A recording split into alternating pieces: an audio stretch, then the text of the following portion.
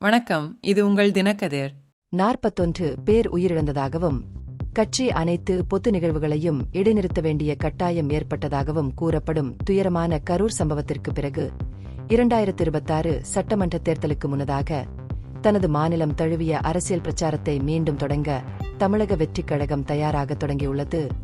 September 27 நெரிசலுக்கு 54 நாட்களுக்கு பிறகு December 4ஆம் தேதி சேலத்தில் ஒரு பெரிய பொதுக்கூட்டத்தை நடத்த அனுமதி கோரி கட்சி இப்போது அதிகாரிகளை அணுகியுள்ளது. அங்கு கட்சியின் தலைவர் விஜய் ஆதரவாளர்களுடன் உரையாற்ற உள்ளார். சேலம் நகர காவல் ஆணையர் அனில் குமார் கிரியிடம் திவிகே சேலம் மத்திய மாவட்ட செயலாளர் தமிழன் பார்த்திபன் கூட்டத்திற்கான 3 சாத்தியமான இடங்களை முன்மொழிந்தார். சேலம் கோட்டை மைதானம், போஸ் மைதானம் மற்றும் சீலநாயக்கன்பட்டியில் தனியாருக்கு சொந்தமான திறந்தவெளி. இந்த இடங்கள் அனைத்தும் திறந்தவெளி மைதானங்கள். புதிய நிலையான செயல்பாட்டு நடைமுறைகள் இறுதி செய்யப்படும் வரை மாநில மற்றும் தேசிய நெடுஞ்சாலைகளில் நிகழ்வுகள் நடத்த உயர் நீதிமன்றம் தடை விதித்துள்ளது.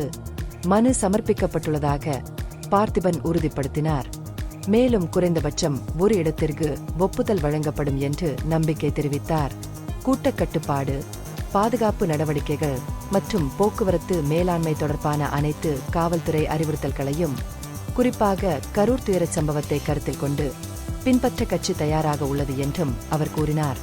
மனுவை பெற்றதாக காவல் ஆணையர் அனில் குமார் கிரி ஒப்புக்கொண்டு கோரிக்கை தற்போது மதிப்பாய்வில் இருப்பதாக கூறினார்.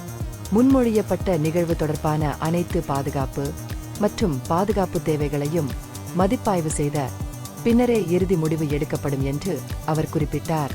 டிசம்பர் 4ஆம் தேதி கார்த்திகை தீபத்துடன் ஒத்துப்போகிறது.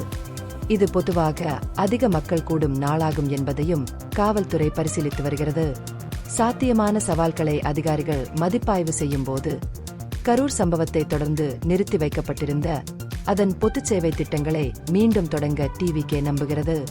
இந்த பகுப்பாய்வு நுண்ணறிவுள்ளதாக கண்டால் முக்கியமான அரசியல் முன்னேற்றங்கள் குறித்த கூடுதல் புதுப்பிப்புகளுக்கு லைக் செய்யவும், ஷேர் செய்யவும், சப்ஸ்கிரைப் செய்யவும். இது உங்கள் தினக்கதிர்.